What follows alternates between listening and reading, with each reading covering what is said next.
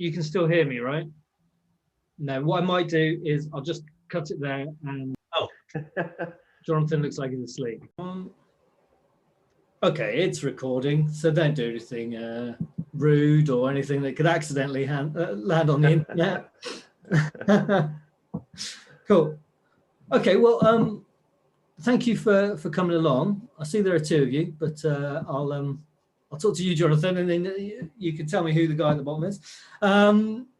So you and I had a brief chat already, didn't we, about the concept for a challenge that I want to do, kind of challenge that I want to run for myself. And we kind of thought, actually, this could be quite interesting for other people who paddleboard, who like a bit of a challenge, like a bit of an adventure, and it might be something that they would find interesting. So we thought we'd stop, come back later and record it.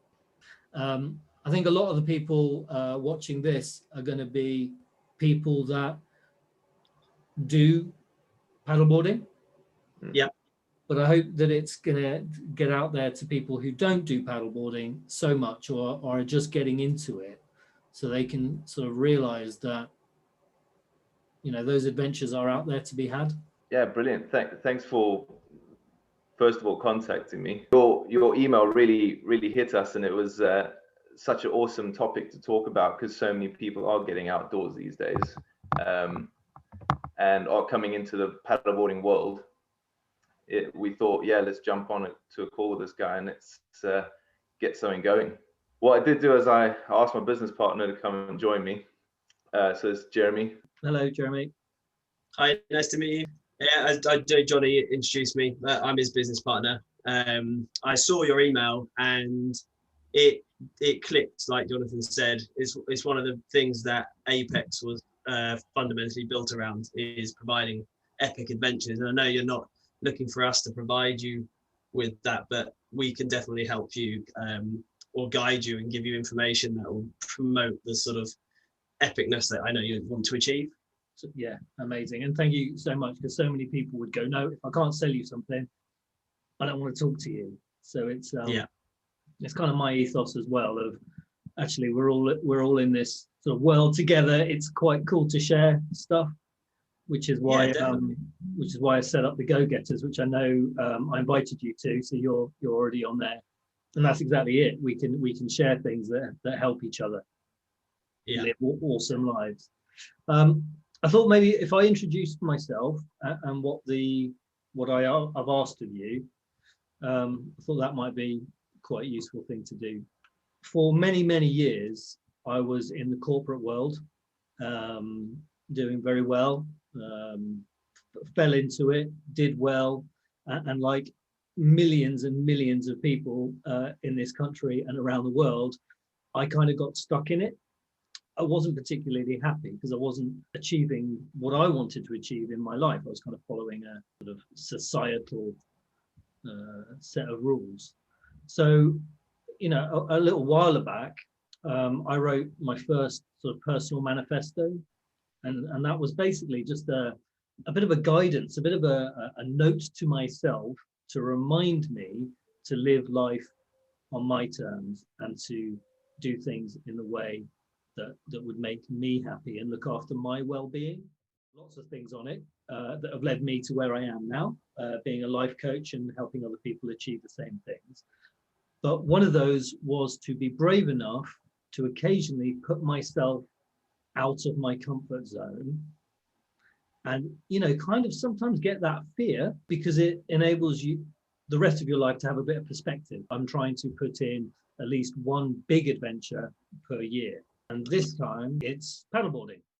Now I've got this image in my head of me, of the camera looking down at me and then zooming up and up and up until you can't even see me, but you also can't see land. Just ocean. Because that would make me shit myself. So yeah, so the idea is that I want to do I want to mix it up and I want to make it unique. I want to do paddleboarding from a unique perspective. I thought about doing a trip on the inland waterways, sort of starting somewhere, doing a trip inland waterways, doing a bit of wild camping if possible, doing a bit of a pub crawl probably as well, followed by getting out to the coast, going along the coast and seeing what I can see. And then, and this is the bit that I'm really concerned about, but it's also the bit that I really want to do, is a bit of open water paddling. And be properly scared. You know, it would be properly scary to be there. But it also, how many times do you get to be effectively stood with nothing around you other than maybe a few ships or boats and things? Yeah, I agree with you. That's vast but epic. I think the first bits are doable, but really it's this: how the hell do I achieve this open water thing without putting myself in massive sort of jeopardy? I owe it to my kids not to die, I guess. Yeah. I think we can definitely help and throw a load of ideas at you, even now. But with all of these like adventures, there's an element that obviously, as you know, and I know you did put it in your email to us about the planning side of things and loads of factors. But I reckon Johnny, for one, is great at local waterways, but I mean, one springs to mind for me as an epic adventure which has like open water, which I've actually sort of been thinking about previously, but I've never done it. I think a couple of people have, but it doesn't look like it's widely known, and that's going from the Scilly Isles to Sennen. And what made me think of it was my wife went to the Scilly Isles on a hen do a few years back, and she was telling me about the beauty of it. And that's what I had an idea. I was like, I wonder what it'd be like paddleboarding around there. And so you just brought it up in my head then about paddleboarding from there to Sennen, which has got to be, I don't know the distance yet, but that would be an epic open water trip. I bet you there's a lot to consider, but it would be incredible. And I guess the Scilly Isles, are there multiple islands? Is it kind of, would it be? Yes, it's great. I haven't been, but it's a little group of islands. Yeah. So where are they? Are they the top of France? Off the west of Cornwall. Okay. So what are you closer to, France or England? I would say England. So people watching this are going to be horrified by our geography. Yeah, definitely. But that's what I was saying, with a lot of planning comes involved, doesn't it? Yeah, maybe a pootle around the Scillies, exploring those. Because the other thing is the whole point of adventure for me is putting myself into places that I'm going to learn something from. Even just go to the pub on the Scilly Isles sounds like it would be exciting. It's got to be a location. It's on my list, definitely. I think for the paddleboarding side of things, that would be a fantastic place to explore. I'm just going to I'm going to pull up Google Maps. There you go. Yeah, great idea. It's really great to see that, like you were just saying there, the vastness of something around you that you're unfamiliar with really pushes you out of that comfort zone.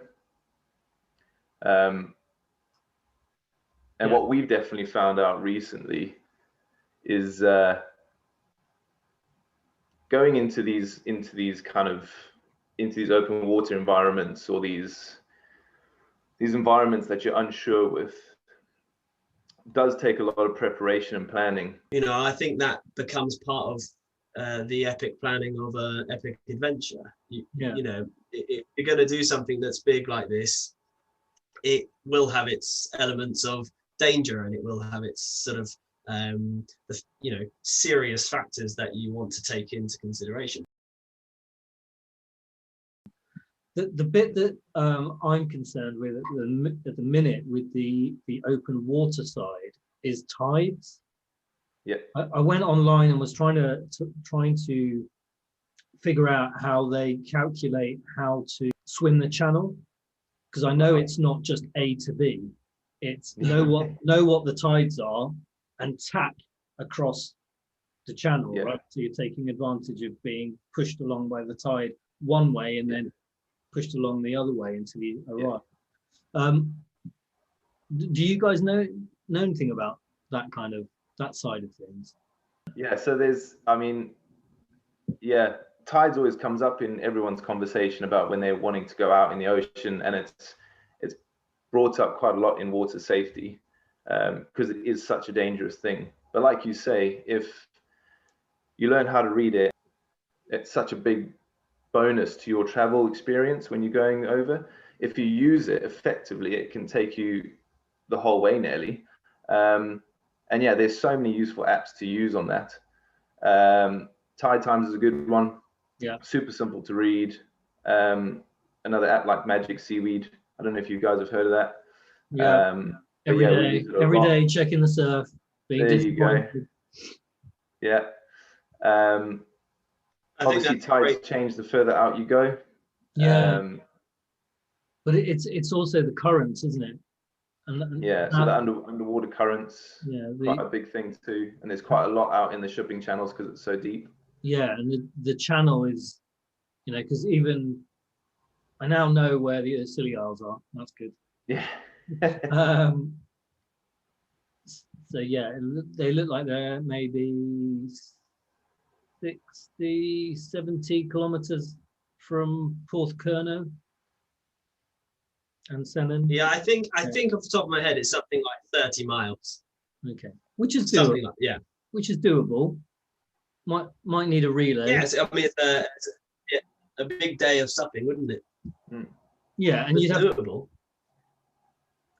Talking about tides though, I'm almost certain that area is renowned for big tides, but not just big tides, but multiple tides that come in and can converge as well. So I know the water there is quite treacherous, but I think that becomes part of the epic planning of an epic adventure. I always say to people, if you want to learn tides, look at Poole Harbour. Poole Harbour's a massive harbour, and the tides in there are so drastic sometimes. You can see it physically with your own eyes as it's moving, and if you're actually on the water at the time, you feel it. You won't move at one point. The water's actually moving so fast that you're not moving at all. Yeah, I've had a few moments where I've taken the kayak out, been paddling, and been looking at a waypoint going, I'm not moving anywhere. No. I need to come up with a different option to get back in, because this ain't working. That's it. Poole Harbour, obviously, by the chain ferry, you look at that sometimes and you think, oh my God, if I fall in that, I am toast.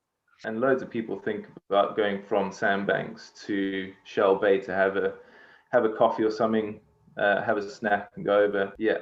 Over that narrow channel. Yeah, without being sucked out to sea. The only thing I can really think is I just choose the time when the tide is sort of dead, just as it changes. Is that would that be the plan? That's it, yeah. Like when Johnny was saying about the neap and the spring tides, it's like pick that location when there's a neap and the tides aren't moving as much. Okay. So that you've got steadier water. If you get that area on a spring, it looks incredible. As you said, you can just see the water absolutely just emptying out. But like you say, though, it creates very choppy water. I know we haven't we chatted about tides, but like the wind alone, we're known as a very windy coastline. And so it could be the only element out of all of them that would actually stop your trip. Like I looked about going out today and possibly tomorrow just to have a paddle somewhere, but I've ruled it out. I mean, you can just look at the trees and see it's already windy. Yeah, I did. And so I mean it's definitely another big factor to consider. A good one we do normally is from Sandbanks. You paddle in a V kind of formation. So you paddle up towards Brownsea Island, where the castle is. Yeah. Don't get on Brownsea Island. And then you paddle back down towards Shell Bay. So you're kind of doing a V formation. Okay. Instead of going too close to that mouth channel. Where we paddled against the wind, which took us about half an hour, 40 minutes, but it got us to a point where we could then turn around and paddle back down with the wind. But it meant that we could cross the channel with all the ships really quickly, and safely. And by the time we reached Brownsea Island, you know, it was a couple of minutes to cross the channel because the wind was behind us. Thinking about that as well, if you went from Scilly to Sennen, say Sennen being the south, you know, tip of Cornwall, where lands ended, Scilly to Sennen would, fingers crossed, be favourable with our southwesterly sort of predominant winds as well. So, you know, you might be lucky in the sense that wind could be behind you all the way, which would be a big benefit. If it was the opposite way around, I think it would be, you'd need a windless day. If you were to go from Sennen to Scilly, it would have to be absolutely calm with no headwind. Okay. But to go the opposite way, I think that could be quite doable. Our trip was supposed to be go around Brownsea and come back, and we got 3/4 of the way round, and that's sort of where we had to make dynamic choices because of the weather. So the wind was too strong on that side once we got most of the way around, so we actually just had to turn around and we went back and just came back the way we originally went. So I think that's something to be aware of, is that you may have to be quite dynamic in any of your plans as well, and weather conditions can change, and you know that's okay, but it can change your plans, and it's having a little bit of knowledge to know what the best course of action to change to is. But I guess having contingency, part of the planning. I guess having those contingencies in place, isn't it? So I'm trying to think, okay, well, if this does happen, what's my plan? But like Jeremy says, thinking about all the elements rather than just focusing on one.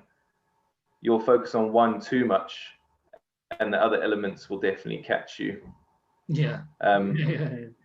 There's been a lot of cases of channel crossing, especially in Poole Harbour, and boats having to go around or stopping, and then the person's actually stuck in the middle of this channel as the 25 sailing boats and the ferry crossing to France ship is coming through. So yeah, you don't want to be stuck in that. It's all time and planning. Yeah, if you time it right, you can cross that channel fairly easy and get to the right time, get to your right destination. So it's the open water bit that yes, it is worrying me. So say if you were going to do that 30 miles, part of me goes, I want to just be on my own or with a small group of people. I don't want a boat chugging along beside me. But at the same time, if there is a boat chugging along beside me, there is that safety net. But there is also that person who's listening to the radio for the ships. You know, what sort of have you ever had to hire a sort of a safety boat or anything like that, or would you think that with enough planning you'd be able to get away with? I mean, personally, I think Donnie would agree that on an adventure like that, I would have a safety boat. It doesn't have to follow you next to you, but it would be within distance if you got into trouble behind you. You might not even know it's there.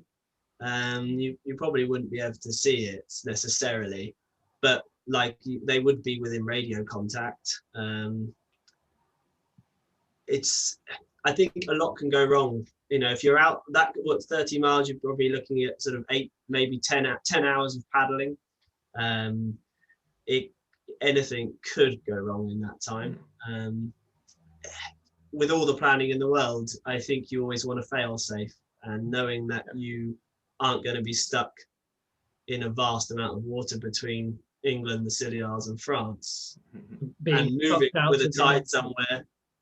Or I mean, like even weather conditions. You know, if a storm does pass through, you should know obviously what the weather's doing, but you'd want to be off the water pretty quick, and I think that's where you want to rely on knowing that you've got that support. I would want to know a boat's there. Yeah, I was erring on the side of having a boat. Pretend it's nothing to do with me, but being there if I start crying. Yeah. What do you, there's sorry, go on, yeah, Jonathan. Go on. I completely agree with Jeremy with the boat. And I think a lot of the time is not the issue of when you're in the middle of the open water. You could be perfectly fine. It could be a completely calm day. On either side of that open water section, you are most likely going to be going into massive shipping channels that ships won't see you whatsoever. Yeah. And I mean, they barely see the small sailing boats coming through sometimes. And having that safety boat there to make sure that you are getting past those channels fine is a big Yeah. boost to have with you. Yeah. No, I agree. You know, obviously there's across the channel as well, or multiple channels. There's you go across to Ireland, but I hear that particular strait is gnarly as hell. You got the over the channel over the Dover sort of side, but then that's busy. Actually, might be quite good to do it now in Yes. lockdown. But that's quite busy and fraught with danger, and I think that I'd be run over by a ferry or something within minutes. It has been fun. Yeah. So it's just, you know, if you had to do it, I'm guessing you'd probably do the silly Isle thing, Jeremy. Now that I've been talking about it, I really want to go and do it. Yeah. So yes, I would recommend it.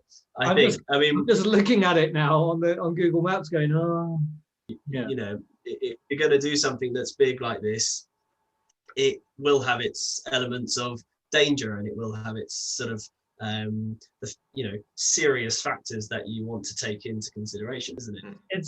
It's beautiful. That's music to my ears, because most of the time you talk about these things and people go, oh, don't do that.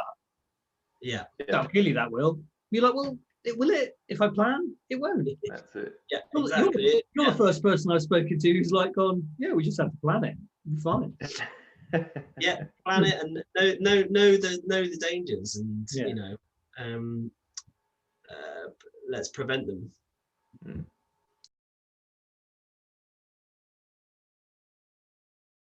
I think for me, doing these adventures, especially these big ones, there's such a lot of planning, there's such a lot of challenges to get over that, you know, by the time I'm out on the water and I've done it, the sense of achievement, that's going to be with me forever. It does massive things for my personal well-being, and I know it does. So I've had to sort of build it into my life. Yeah, I think we can sort of resonate with that.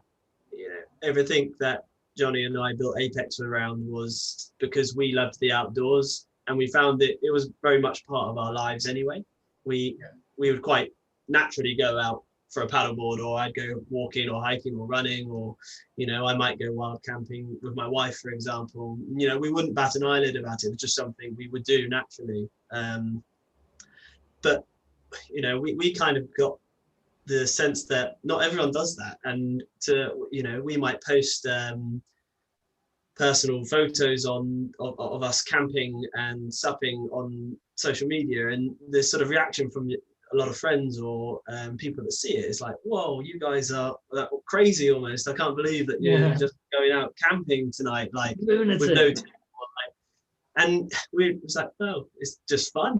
And so that's kind of how Apex was sort of built, giving the adventures to everyone almost. But I think that's it resonates with what you're saying in terms of mindfulness and well-being. Is being outdoors is a natural part of that, and it fuels that side of the brain without trying.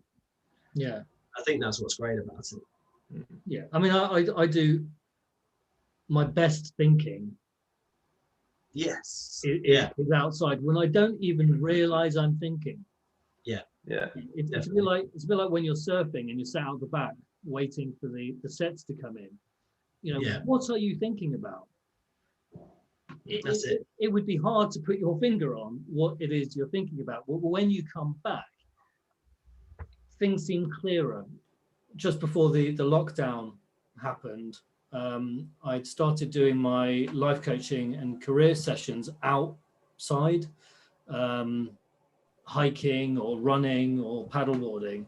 And I've got to say that they are by far the best sessions, because you're doing something mutually challenging. It gets your brain focused in the right ways. Sort of the colors, even the colors of nature, make you release hormones that get you focused, make you happier, and so I'm definitely pushing my whole practice towards the outside in the spring. I've got a new puppy coming, which is very exciting, that I pick up in 2 weeks' time. So the plan is that train him up so that he's super cool.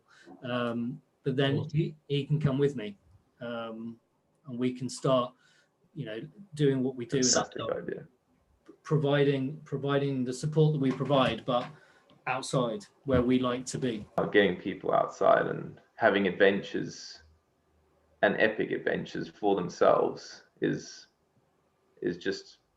needed for everyone at the moment, and it's such a good thing to come out of this COVID and into something that's meaningful. These adventures are always out there. You just need to have it within yourself to push yourself to go have that adventure.